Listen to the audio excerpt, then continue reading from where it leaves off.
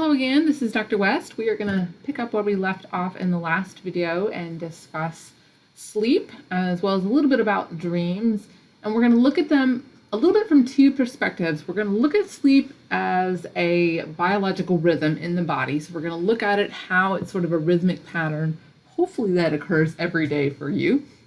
But then we're also going to look at it from the perspective of an altered state of consciousness and why it is so important that you need to have sleep. And then again, we're also going to look at something that usually occurs for most individuals while they are sleeping, and that is dreaming. And what we do know again about both of these functions and why they are important from a biological perspective. So I'm going to start off with a basic definition here. I took this particular definition. It's not actually the one that's in your current textbook. I'm going to let you go look that one up. But I pulled this one from an old textbook because I thought it was hilarious. And it was like the cheesiest definition I've ever seen. And almost like kind of like a cop-out. The author was like, what, did you just not know how to define sleep? Or were you just trying to be poetic or what? But the author defined sleep as the irresistible tempter to whom we inevitably succumb. And I was like, wow, very, very poetic there. But again, the basic idea that the author was trying to get at is everybody is going to sleep at some point, right? Even if you're trying your hardest to keep yourself awake, or even if you're using what you'll see we talk about in the next lecture, even if you're using some sort of artificial substance, some kind of drug, for example, to keep yourself awake, eventually your body will force yourself to sleep, or you will die. You can actually die from a lack of sleep. It will stress your body to the point where it can actually cause death. So we know that sleep is a very, very vital functioning part of your biology. It makes you who you are, and it's important to the health of your body. And so getting good quality sleep is also going to be an important part of making sure that you're maintaining the health of your body. But that being said, we haven't always understood sleep. We didn't always understand why people sleep, and we definitely don't understand entirely why people dream. And even to this day, we don't necessarily understand everything there is to know necessarily about sleep, and we definitely don't understand everything there is to know about dreaming. But just as a quick review here, let's go back quickly and look at sleep in light of the idea of circadian rhythms. Again, sleep does function on the idea of a circadian rhythm, meaning it is a 24-hour rhythm. Remember, circa was about and dian was a day. So again, sleep functions on one of those 24-hour or at least approximate 24-hour cycles within your body. It is part of our biological clock that is within us, which means that even if we do not have any sort of external cues, and those were those Zeitgebers that we talked about in the last lecture, even if we didn't have any of those, we would still maintain ourselves on an approximate 24-hour cycle as far as when we'd be awake and when we would sleep. So if we took one period of time when we were awake and added it to one period of time when we slept, right? Again, assuming we weren't just like napping and we were letting ourselves get a quote unquote night's worth of sleep, it would be approximately 24 hours. Right? For some people, it might be a little bit longer, but it would be roughly 24 hours. But what we also know, and what we also started hinting at in the last lecture, is that our biological clock can be altered by artificial light. Because what we know is that when light enters our eye, and again, it can actually go straight in through the eye, but can actually even some can go in through the eyelid, right? It can trigger, right, the suprachiasmatic nucleus, which will then trigger or send signal to the pineal gland to alter the level of melatonin that's released. So in the morning, when the light hits, right, and the light hits the back of the eye, there are certain cones that are there. They're the ones that ultimately send the message to the suprachiasmatic nucleus of the hypothalamus. That will then send a signal to the pineal gland to stop releasing or to decrease the amount of melatonin that is released. At night, the opposite happens as the light is lowered, or as there isn't as much light, or again, as your body prepares itself, so as it's gotten itself into a rhythm and prepares itself for sleeping, it will then decrease it will decrease the signal that is being sent from the suprachiasmatic nucleus, or at least alter the signal, so that it then increases the amount of melatonin. So more melatonin is going to make you feel sleepier. less melatonin in the morning will make you feel more awake, which again is why for some individuals, a melatonin supplement can make them feel a little more sleepy and help them have a little bit easier time getting to sleep if they take it before bed. It can kind of supplement the melatonin they've already got in their system. We do sleep in stages though. Sleep is not just kind of one thing. It's not like you're either asleep or not asleep. There's actually different kind of phases as you are asleep. And again, we didn't know this for a long time. We thought sleep was just kind of something you did, and it was just all one thing, and then you woke up and you were done. And what we have now learned, thanks to some new technology, is that's not true at all. That there's a lot of different stages that you go through. And we've actually even had to update what we've known about the sleep stages. So what you're going to see that I'm going to present here might even be a little bit different than what's in your book, because I think your book is out of date for what we now understand about sleep stages. I think your book is going to present 4 what's called non-REM sleep stages and then REM sleep. And what we now know is that there aren't a separate stage 3 and stage 4, that they've been blended together. Which is really kind of funny because that's what I used to always teach. And so now, anyway, I'll get to it in just a minute. But the basic idea is we are now able to test what's going on while you're asleep. So we can put electrodes all over your brain. We've talked about EEG earlier in the semester, where we can actually record the electrical activity that's happening in the brain while you're asleep.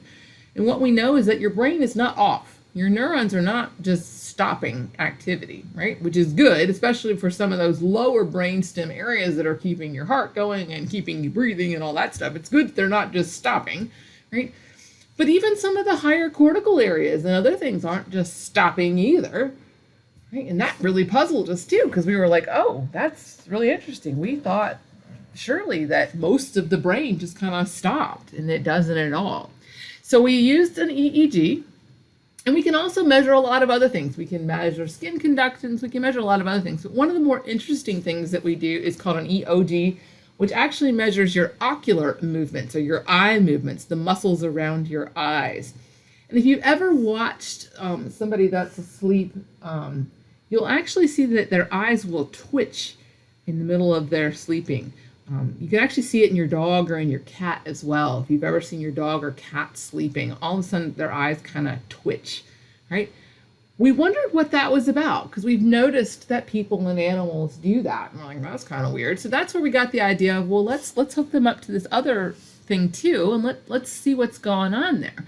And what we noticed is that twitching isn't random, that twitching occurs at a very predictable stage in people's sleep.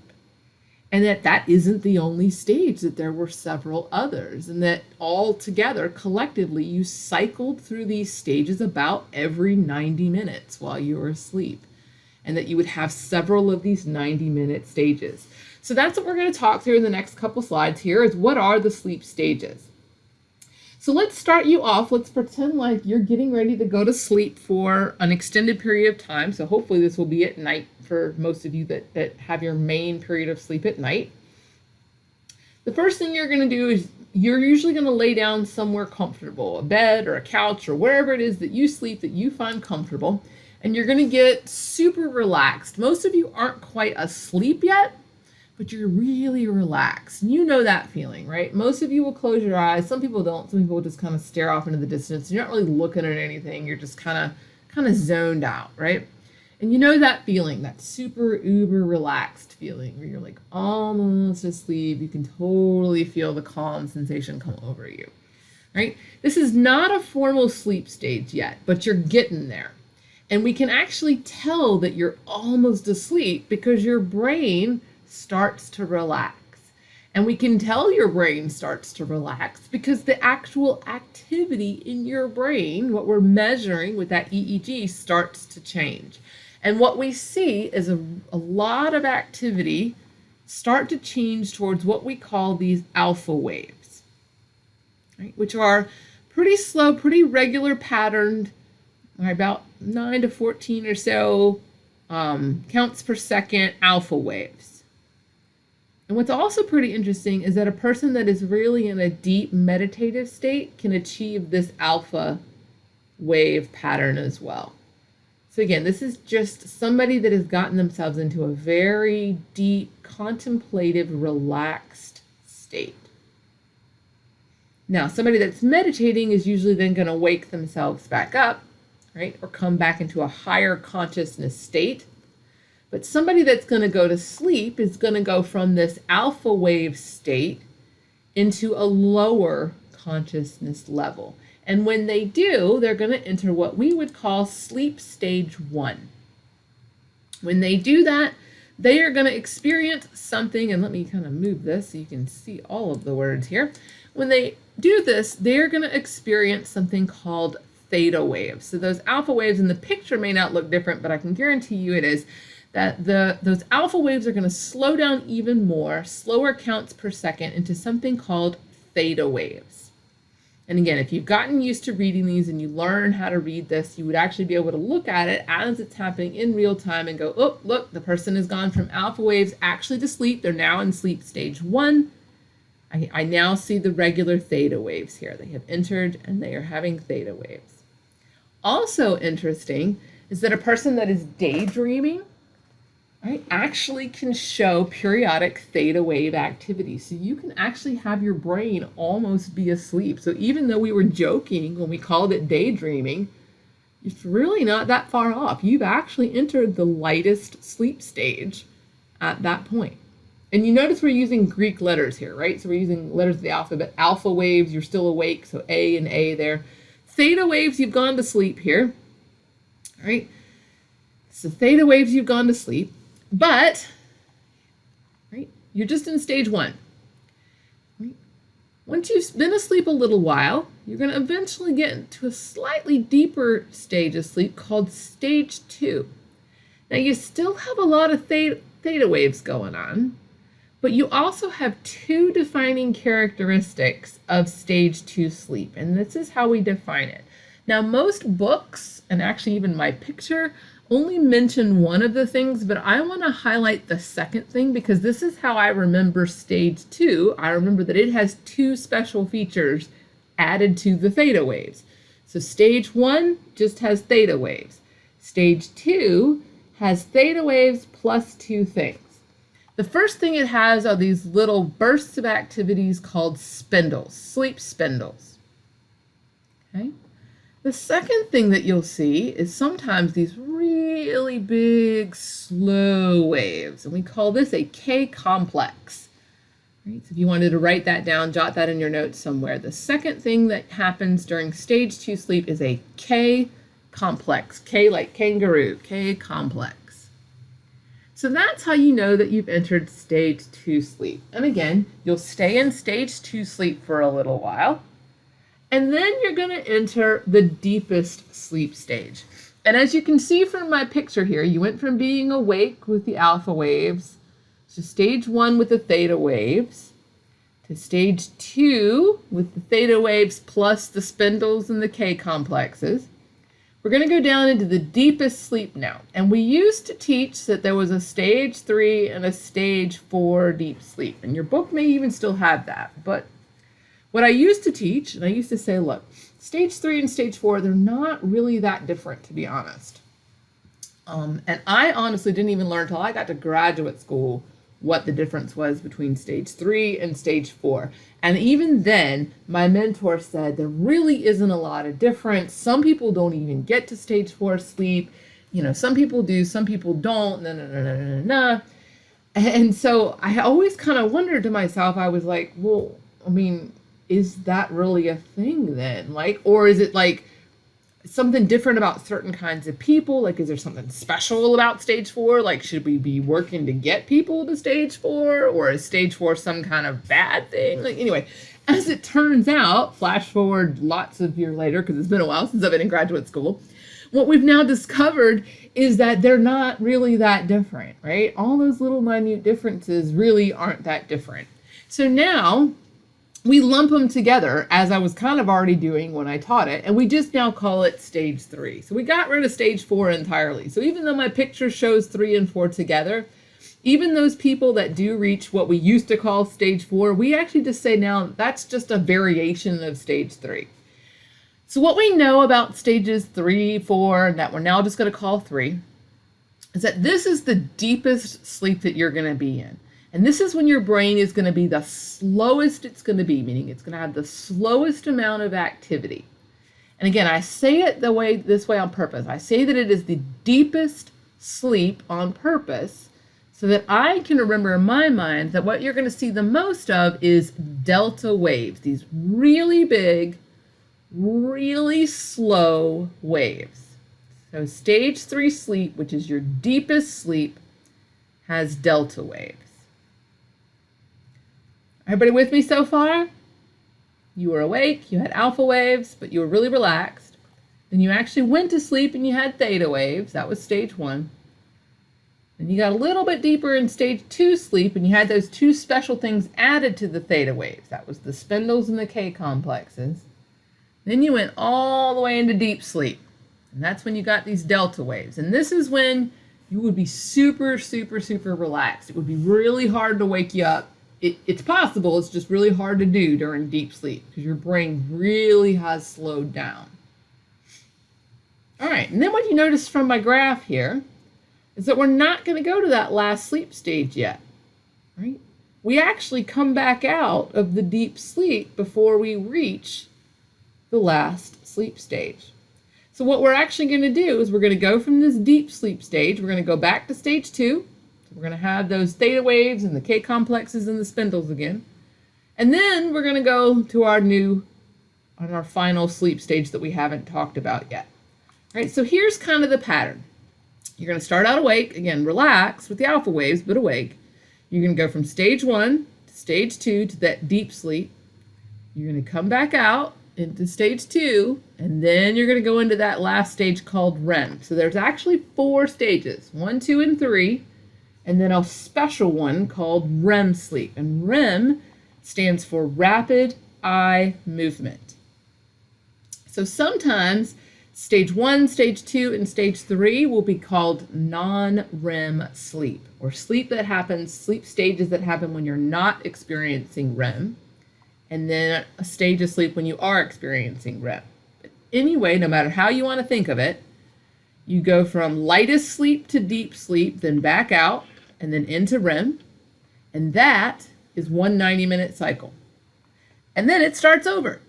You go into slightly deeper sleep, very deep sleep, slightly deeper sleep, back into REM, and that makes another cycle. And you will keep doing that, right? And remember we said that stage 1, back down to deep, back out and into REM, that whole thing takes about 90 minutes. And then the next one will take about 90 minutes. And the next one will take about 90 minutes. And sometimes you will actually enter stage 1 formally in here. Sometimes you just jump straight into REM. All right, so let's talk about what REM is. Again, REM stands for rapid eye movements. It's known because it's got a lot of beta waves in it.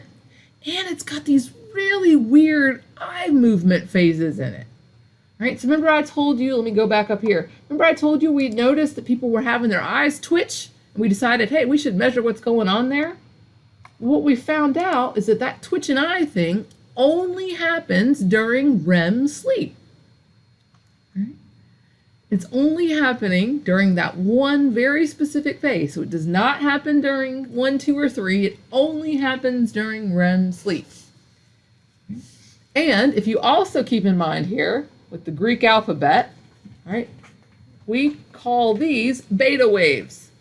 Right? So if you think about the alphabet, especially the Greek alphabet, it's kind of similar to the one we use, right? It was A, B, C, right? So when you were awake, you had alpha waves. In the Greek alphabet, it would be alpha, and then beta would be the second letter.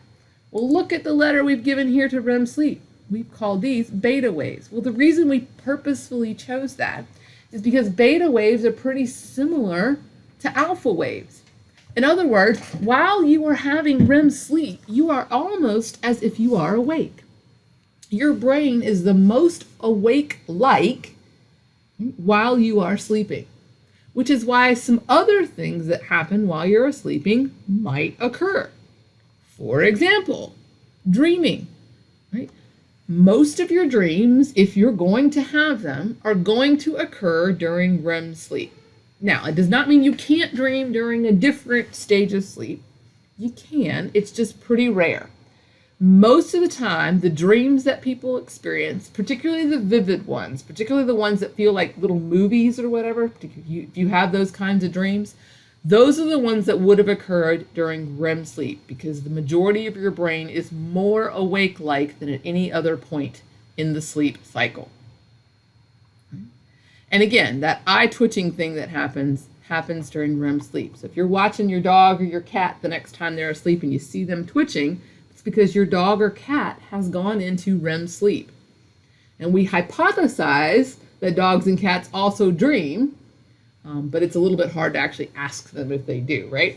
But if you wanted to be creepy, you could wake up a human the next time they're in REM sleep. They're probably not going to like it a whole lot, but right, if they didn't want to get mad at you and were willing to actually speak to you after you woke them up in the middle of their sleep, if you woke them up during REM sleep, very likely they would tell you they had been dreaming. Now, this whole thing about the eye movements, we really don't know why you do them. Right? For a long time, we thought it was because you were dreaming, and we thought your eyes were moving because you were, quote unquote, looking at stuff in your dreams, right? Turns out that doesn't seem to be true at all. Maybe that's true, maybe it's not. There's been some other hypotheses that maybe you're moving your eyes because you need to keep blood flow, or you need to keep liquid, like the tears moving around in your eyes, and maybe some of that's true, although none of that has been conclusively proven yet. So honestly, we really don't know why you have the weird twitchy eye movements during REM sleep. We just know that you do. So stay tuned for future progress about maybe what that's about. So let's review the 90-minute cycle thing. So again, you're going to cycle through, I actually didn't fix it here.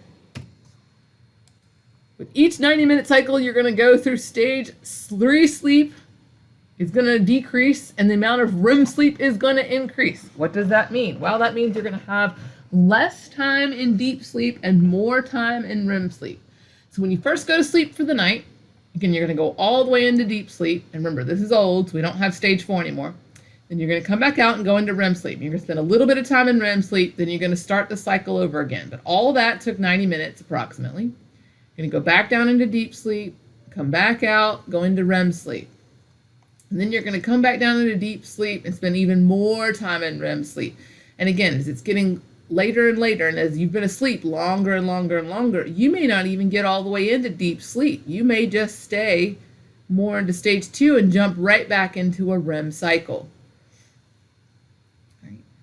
So this is just kind of a weird phenomenon that we've noticed. At the beginning of the night, you spend a lot more time in deep sleep, and at the end of the night, if you've let yourself sleep that long, you spend a lot more time in REM. This is also why people that have gotten a good night's sleep are usually a lot more likely to remember their dreams, because they've probably spent more time in REM sleep. Kind of looking at it this way, the more time that you've spent asleep, how long you've been in, this should be stage 3 versus REM sleep. So the amount of time in deep stage 3 sleep decreases as the night goes on, REM sleep increases as the night goes on. So why do we sleep? Right? You're going to spend a third of your life asleep, so it's got to be important for some reason. Well, sort of like we did with brain regions, right? When we would have these weird freak accidents and somebody would have a brain part get messed up and we would go, oh, well, that seems to be what that was doing. It's kind of the same thing with sleep. We sort of learned what sleep does and why sleep's important from people that aren't getting enough sleep. Right? We sort of looked at people that are chronically sleep deprived, either because of their job, for example, like this individual in this picture, right, who's not getting enough sleep because of their job, or from other reasons, and we're like, wow, there's some very, very negative things that happen if you don't get enough sleep, especially if you combine not getting enough sleep with being stressed. But for now, let's look at just the not enough sleep part, right? Not getting enough sleep can lead to severe fatigue. And as I mentioned earlier, if you go long enough without sleep, especially if there is stress involved, which eventually there will be if you're forcing yourself to be awake, it can eventually kill you. Right? But also, if you're keeping yourself awake, you're going to start to have impaired concentration. So if you're trying to stay up all night to study, eventually it's just not going to work as well, because you're just not even going to be able to concentrate anymore. You're going to be so tired you're just not going to be able to concentrate. Right? If you've ever tried to keep yourself up too long, and if you've ever felt sleep deprived, you know you get grumpy. You do, or at least you know somebody that's done it, right? You get emotionally irritable. And if you think about it, right, this is all frontal lobe stuff. Concentration, frontal lobe. Irritability, frontal lobe. In other words, that frontal lobe is having a harder time regulating your behavior and making good decisions and controlling your emotions. Right? So again, frontal lobe needs sleep as well as the rest of your brain. And it's not just your brain, the rest of your body needs sleep too. Your immune system stops functioning well when you're not getting sleep. Right? Your immune system has a hard time, right, keeping up with infections when you're not getting sleep. This is why we also see a lot of times at the end of a year or end of a semester, right, when everybody's studying and stressed and they haven't been sleeping and all of this stuff, then you all get together in a room and then everybody gets a cold at the end of the semester. Well, it's because y'all just sat in a room after not sleeping and having weakened immune systems from not sleeping, and y'all gave each other a cold, right? Happens a lot. What we also know is that if you aren't sleeping, you're probably not giving your body a chance to restore itself. And if you're not giving a body a chance to restore itself, it's going to start to have to borrow things from other places because it hasn't had a chance to make new things. And one of the places it's going to borrow from is the immune system, which means your immune system isn't going to be able to work as well. And another effect of being sleep deprived is that you're a lot more likely to be vulnerable. You're vulnerable to disease. You're vulnerable to suggestion, you're vulnerable to injury, you're vulnerable to bad decisions, you're just vulnerable in general. And so it's really, really bad idea to do stuff while you are sleep deprived. You don't want to drive while you're sleep deprived, you're likely to get in a wreck.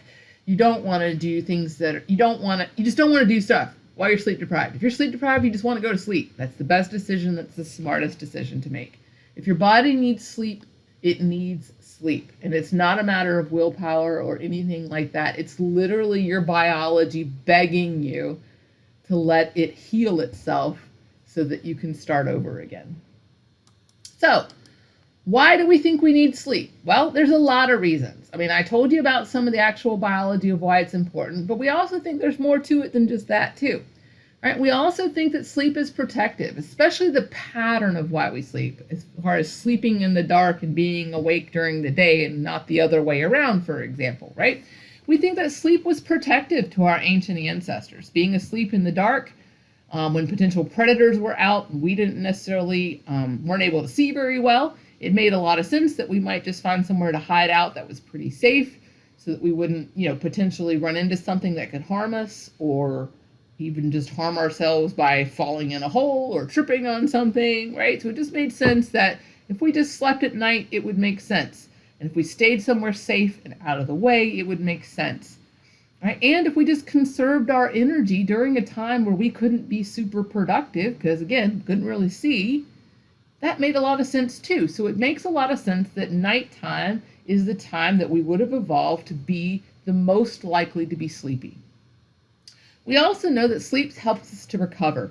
While we are sleeping, our body and our brain tissue will restore and repair itself. Right? This is also why they say after surgery, you should really let yourself rest. Right? It's not just because you had surgery and you're weak or anything like that. It's literally because your body will heal itself faster if you let yourself sleep. Right? Sleep also helps you remember. So we talked about LTP before. Right? And I was telling you how you actually need to give your body time to make more neurotransmitter to spill out and to make more receptors to stick into the synapse, right? Well, if you sleep, it allows that to happen faster because it actually encourages the nervous system to make the neurotransmitters and to make the receptors and to make that happen. So it actually allows LTP to occur faster. So sleep is actually going to help you remember all the stuff you were just studying by making LTP happen better. And we think sleep helps during the growth process. So during sleep, your pituitary gland will start releasing a whole bunch of growth hormones. This is also why we tend to see that children that are growing and teens that are growing and hitting those growth spurts tend to be really sleepy. This is also why a lot of teenagers will have a really weird shift in their sleep cycle when they hit that teenage period. It's not just because they're rebellious teenagers, it's because they're growing. But it's because they're also releasing growth hormone. This is also why older people tend to not sleep as much, right? Because they don't have as much release of growth hormone. It's also why your parents are able to get up at 4 or 5 or 6 in the morning and not be nearly as tired as you are. and be on a totally different sleep cycle because they don't have nearly as much hormone going on and they aren't growing as much, probably at all, like younger individuals are. There are some sleep disorders I want to quickly discuss. Insomnia is the inability to fall asleep, but I actually want to add a piece to this. It's also the inability to successfully stay asleep. So some people with insomnia can go to sleep just fine, but then they'll wake up an hour or two later and then can't get back to sleep. That can be just as damaging as somebody that can't get to sleep in the first place. There's several things that can cause insomnia. Some of them are biological, some of them are more environmental, so things like even stress. It's sort of a combination of both, right? Like something in your environment is causing you to feel stress, and then the stress is causing you to release all the hormones and chemicals and things. So there's several things that can cause insomnia. Medications can cause insomnia. Trauma can cause insomnia. There's a lot of things that can cause insomnia. If you are experiencing insomnia, it's definitely something you would want to check in with a doctor about because it can cause long-term effects, again, as we talked about with sleep deprivation. Sort of on the flip side of insomnia, though, is something called narcolepsy. Narcolepsy is an overpowering urge to fall asleep that can occur pretty much at any time. It may or may not necessarily have a trigger. Some people have a trigger of something that sort of makes them feel that overpowering urge to fall asleep. Others, it just kind of occurs randomly, such as right in the middle of a sentence or when they're standing up or something like that, or more scary, for example, when they're driving. So a lot of people that are narcoleptic aren't given permission to drive, again, because they could be a hazard to themselves. That could be very dangerous. There are some treatments that can be done, but as you can imagine, this can be very disruptive to somebody's life when, again, you're sitting there doing whatever it is you would like to be doing, and all of a sudden you just get this overwhelming urge to fall asleep. So again, if this is something that you're experiencing, this is not a normal situation. This is something you would want to speak to a doctor about. Sleep apnea is a third sleep disorder, and this is a failure to breathe when you're asleep. So this, there's two reasons why it happens. One of them is a lot more common than the other. The one that is more common is also a lot more treatable, which is nice. Sleep apnea can usually occur because something has gone on with your sinuses to where there gets to be a blockage when you're sleeping. So what typically happens is while you're asleep and you're breathing in either through your mouth, but most likely through your nose, all of a sudden the person will stop breathing in because you've gotten a blockage, and all of a sudden you'll hear as the person's brain has suddenly alerted them, hello, I'm not getting any oxygen here, right? And your lungs will quickly try to fix that by sucking in air as fast as it can, and that usually results in that snore sound that you hear.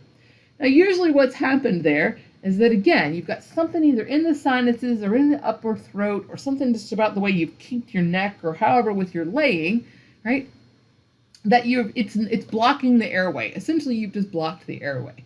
And again, sometimes it can be as simple as just changing the position that you're sleeping in. Sometimes it can be related to your actual sinuses and the way that they're structured, and there can be things that you would need to discuss with your doctor about that. That's usually the easier of the two solutions. The harder of the two solutions is when the brain region that's supposed to be signaling to keep you breathing stops signaling, and that's a lot bigger problem. But that would also technically be considered a form of sleep apnea as well. A couple other things I want to quickly mention, and these are mostly found in children, but they don't have to be. Adults can also still experience these, although usually if they do experience them, they also experience them when they were little. But there are three different things here. They're called night terrors, sleepwalking, and sleep talking. Now, most people have heard of the last two, sleepwalking and sleep talking. But what's unusual about all three of these is that these occur in stage 3 sleep, so in the deep sleep stage. Most people think, especially for night terrors, when they hear night terrors, they think that, oh, they're just having a nightmare, like a scary dream. No, that's not what a night terror is. A nightmare is just that, a scary dream that you have during REM sleep. It might wake you up because it was so scary, but that's not what a night terror is. A night terror is, again, occurring during stage 3 sleep, so that deepest sleep, when you're very, very likely not having a dream, where all of a sudden your body is given the arousal signal. right? From that sympathetic nervous system, where you wake up basically having like, not exactly a panic attack, that's too strong, but the physiological reaction as if you're having a stress reaction.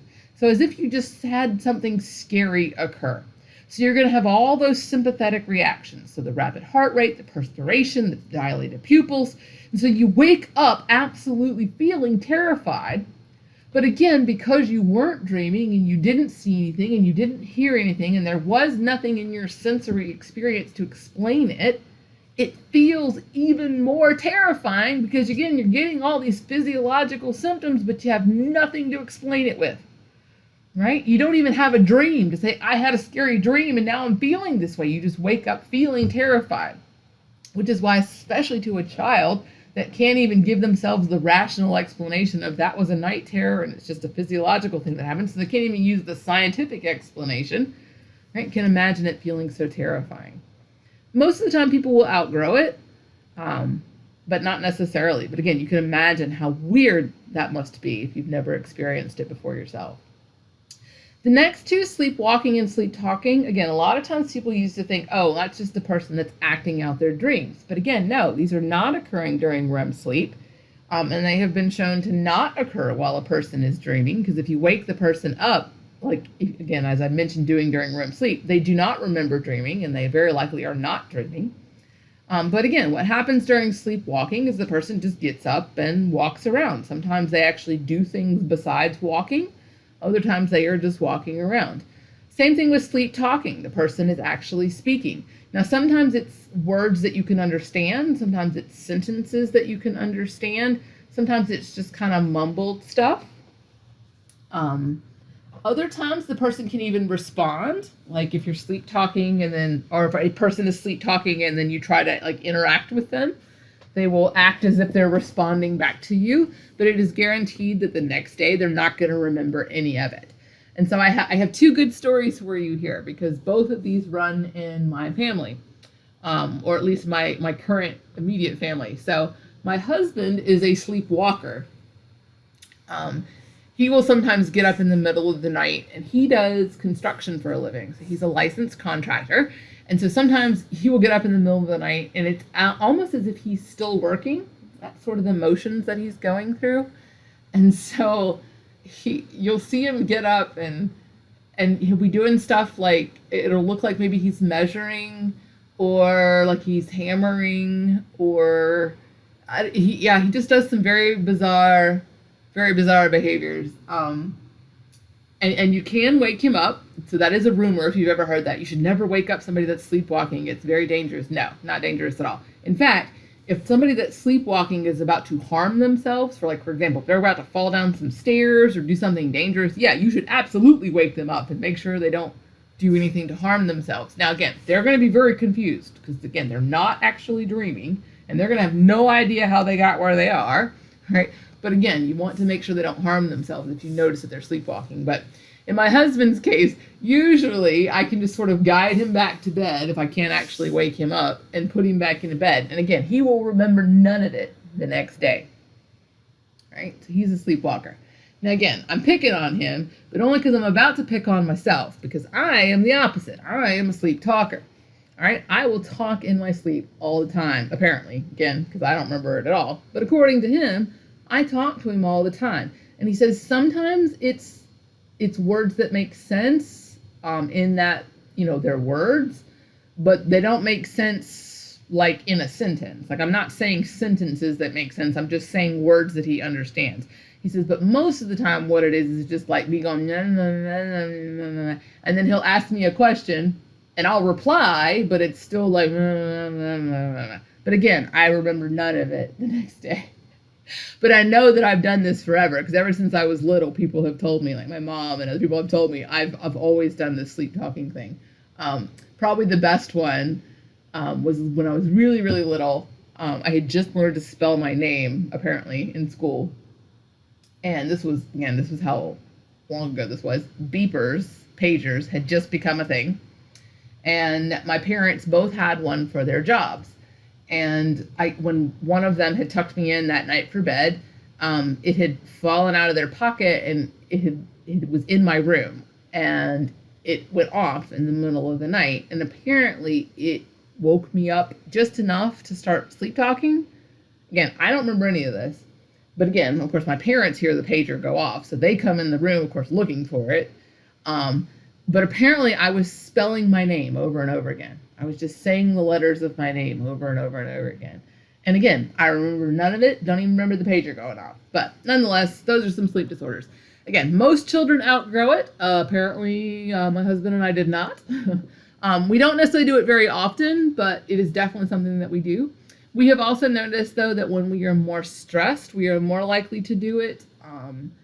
That hasn't necessarily been confirmed by research as a common thing, but I've heard from other people sort of anecdotally that they've said the same thing.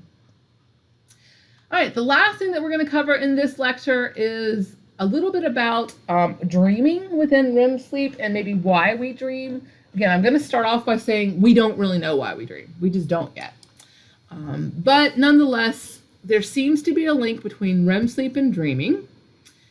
We know that most of the time when people say that they are dreaming, it is occurring during REM sleep. We have ruled out the whole eye movement thing being that people are looking around at stuff in their dreams. So that we've ruled out. But beyond that, we really don't know why people dream. We have some ideas. We have some theories. Several of them seem to make a lot of sense. Some of them don't necessarily seem to make a lot of sense, but nonetheless. One of the oldest dream theories actually comes from Freud. You may have actually talked about this in Intro Psych, but I'm going to bring it up again here. Freud said that dreams actually contained two parts because every dream was a symbol for something. He said that every time you had a dream, it was really your unconscious trying to tell you something. And so he said every dream actually had two sort of layers to it, or two different parts. So one part of your dream was the actual story of the dream, and then the other part of the dream was what that story actually meant. So the storyline is the manifest content, or how it manifested in your dream. So this is what the actual story is, and then the latent content is what's lying underneath. So what does the story really mean? So what is your unconscious really thinking? What is it really wanting? What is it really wishing for? Right? An example of this really quick, and this is, maybe you don't know this about me, but I was married previously prior to my current husband. And I had a very, let's just go with not good relationship with my ex-mother-in-law. And I had spent a week with her after her sister had passed away, helping to clean out her sister's house and help plan for the sister's funeral and all this stuff. And needless to say, it was just not a good week. And I came home, was very stressed, again, not a good week. And I had this really weird dream that this lion creature was chasing me. And I couldn't get away. It was one of those dreams where you're running, but you can't run fast enough, right? And this lion was chasing me, and it would lunge at me. And every time it would lunge at me, it was biting at me, and it would bite off one of my fingers. And so I was losing fingers, and it didn't hurt. I just kept noticing, I was I'm going to run out of fingers, right? I was down to 5 or 6 fingers left by the time I woke myself up from the dream. All right, so what Freud would argue is that the manifest content, so what I actually dreamed about, was being chased by a lion, having it jump and bite at me, and losing my fingers. But he would argue that dream actually meant something. So he would say that's really your unconscious trying to tell you something. And so he would say that the latent content was probably that the lion represented probably my mother-in-law, and that the losing of my fingers and her biting them off is me feeling like I was losing control of myself or of the situation or something like that, right? You see how that makes sense? This technique is still sometimes used today in therapy, the dream analysis therapy, in the psychoanalytic or psychodynamic therapy. But what we do know is this. Freud thought every dream pretty much meant usually sexual desire. He was a really weird, messed up dude. But we do know that some dreams do mean things. Some dreams can actually mean something. Some dreams can be symbolic, but not nearly to the extent that Freud argued. We do know that a lot of people's dreams have negative emotional content, about maybe 8 out of every 10 dreams. A lot of people have failure dreams, so they have dreams about being attacked, like I did, pursued, rejected, struck with misfortune. So it could have been that my dream didn't really mean anything at all. It could have just been I was stressed out and I just had a dream about being attacked by a lion, you know? But again, hard to say. And again, contrary to what Freud thought, or even what some people still currently think, people don't necessarily dream about sex a whole lot. Sexual dreams in men are maybe 1 in every 10 dreams, and in women, 1 in every 30 maybe. So again, despite what Freud said, which was every single dream, it's not nearly as common. What is a lot more common are these kinds of dreams. So see if you've ever had one of these top 10 dreams. I know I certainly have. My teeth falling out was one I used to have a lot, particularly when I was in college. That was another one of my stress dreams. So see if you've ever had any of those. All right, a couple other theories. And again, it seems to depend on the day or on the person, on the situation, as to which of these is probably more true. So the one I just told you about has sort of been updated since then, and we call that one the wish fulfillment theory. So that was the one by Freud, where he said that dreams have 2 parts. One of them is the manifest part, so that's kind of the actual content of the dream, and then the symbolic meaning behind it, which is the latent content. A second theory is called the information processing theory. And this theory just basically suggests that what you dream about is just sort of your way of helping you to kind of go through what you did during the day. And it's sort of your brain's way of like sifting through stuff, sorting through information, maybe fixing a day's experiences. So you might dream about a conversation you had, or you might dream about a conversation you wish you had had, or dream about a situation you wish you had had, or something like that. So processing stuff that you'd gone through during the day. This tends to kind of come up a lot whenever you are doing stuff repeatedly, especially like if you're studying and then you kind of like dream about some of the material that you were studying. This can sort of explain that, right? That's your brain's way of kind of working through that material in your head. So that's sort of what this dream theory suggests that your brain is up to.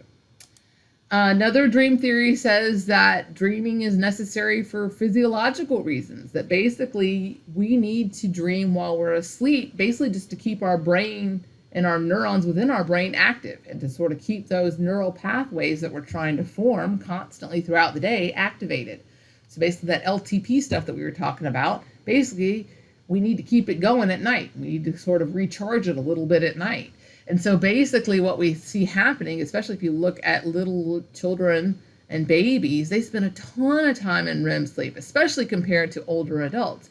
And so what we think is going on is that the more that you're learning, the more time you need to spend in REM sleep so that your brain can sort of continuously keep itself activated while you're forming all that LTP and all those memory pathways. So that's probably true for some people at some periods of time.